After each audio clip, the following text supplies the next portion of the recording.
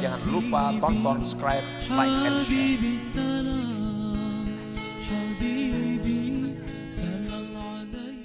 Bermula sedih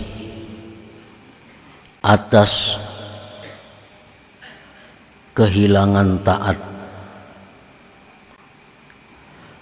serta ketiadaan bangkit kepada taat itu, termasuk tanda tertipu. Sedih atas kehilangan taat di masa lampau, tetapi tidak ada kebangkitan kepada taat itu. Maka yang demikian itu adalah tanda bahwa dia terperdaya, tertipu. Itulah makna kurang lebih dari hikmah yang ke-74 ini. Al-huznu huwa inkibadul qalbi limakruhin qad waqa. Bermula huzun itu artinya adalah tertekannya hati. Tertekannya hati bagi sesuatu yang tidak disenangi yang sudah terjadi. Itu artinya huzun.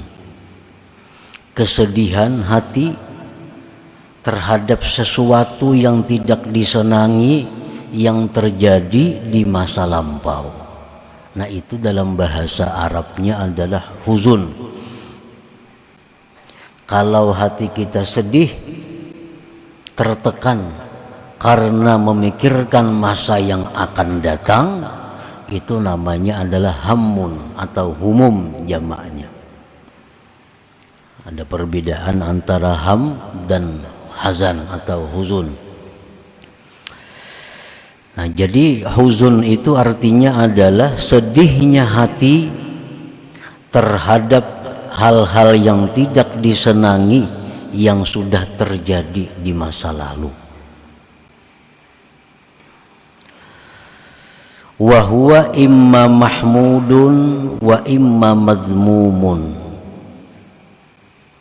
Kesedihan mengenang yang tidak disukai pada masa lampau itu ada kalanya terpuji, ada kalanya tercela. Mengingat hal-hal yang kita kada senang di masa lampau itu ada yang terpuji, ada yang tercela. Jadi sedih itu ada sedih yang baik, ada sedih yang tidak baik. Duka cita ada duka cita yang baik, ada duka cita yang tidak baik. Fal mahmudu al-huznu ala fawatil mahbub min umurid din. Bermula yang dipuji adalah kesedihan. Kesedihan hati atas keluputan, kehilangan yang disukai dari perkara-perkara agama. Nah, ini terpuji. Kesedihan hati atas kehilangan kebaikan-kebaikan di masa lampau dari urusan agama. Nah, maka kesedihan yang demikian adalah kesedihan yang terpuji. Kal huzni alal maksiat, seperti sedihnya hati atas kemaksiatan. Au tarkil wajibat, atau sedihnya hati atas meninggalkan kewajiban-kewajiban.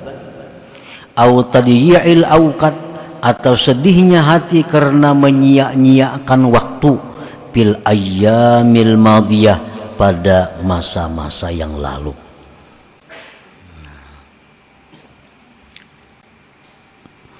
Kita ingat dahulu pernah melakukan kemaksiatan.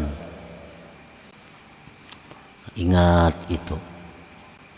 Nah, lalu kita dengar ada ancaman-ancaman Allah, ada azab-azab Allah terhadap maksiat yang pernah kita lakukan itu. Lalu hati kita jadi sedih.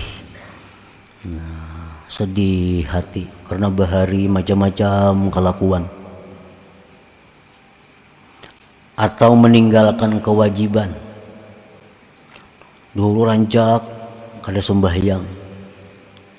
Dahulu rancak kada puasa. Nah, kegenangan itu, keingatan itu, lalu sedih hati. Nah, atau ingat dahulu banyak waktu yang tersia-sia. Sekarang umur sudah 60. Berapa puluh tahun waktu yang terbuang sia-sia, yang dihabiskan untuk hal-hal yang tidak bermanfaat. Keingatan itu lalu sedih hati ini. Nah, ini adalah kesedihan yang terpuji, kesedihan yang mulia, yang baik. Itu satu tanda bahwa hati orang ini adalah masih hidup. Nah, ini hati orang masih hidup. Orang yang pernah meninggalkan sembahyang di masa lalu, di masa muda, nah umur mulai 16, 17, 18 sampai 30, banyak ada sembahyang. Begitu mendengar ilmu, bagaimana beratnya hukuman orang yang tidak sembahyang. Bagaimana ancaman yang dia hadapi begitu masuk ke dalam kubur. Bagaimana ancaman yang bakal dia hadapi di padang mahsyar. Bagaimana ancaman yang disediakan Allah, azab neraka kepada mereka-mereka yang masa mudanya, masa hidupnya banyak tertinggal kewajiban-kewajiban. Nah, mendengar itu hatinya jadi sedih. Hatinya sedih. Nah, ini menunjukkan hatinya itu masih hidup. Ini kesedihan yang terpuji. Kalau hati ini sudah mati, kada ada sedihnya. Kada ada sedihnya. Dahulu kada sembahyang, dahulu pernah jadi maling, dahulu pernah menipu orang, dahulu pernah menzalim orang, dahulu pernah memintari orang. Nah, sekarang mendengar bahwa itu hal yang dicela, bahwa itu hal yang diancam dengan neraka, hatinya kada ada sedih-sedih. Nah, biasa-biasa. Nah, ini menunjukkan hati orang ini sudah mati.